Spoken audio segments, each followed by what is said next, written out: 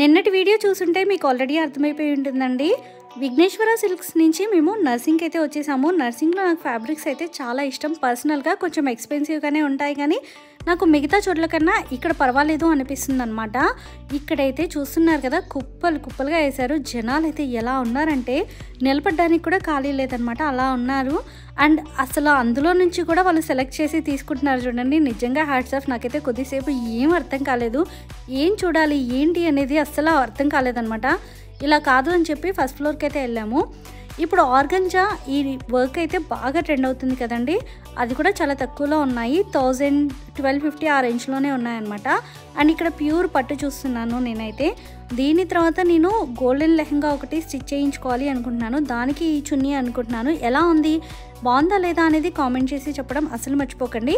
అయితే మేము ఏం షాపింగ్ చేసామో అది సపరేట్గా ఒక వీడియో చేయాలంటారా వద్దంటారా కామెంట్ చేసేయండి.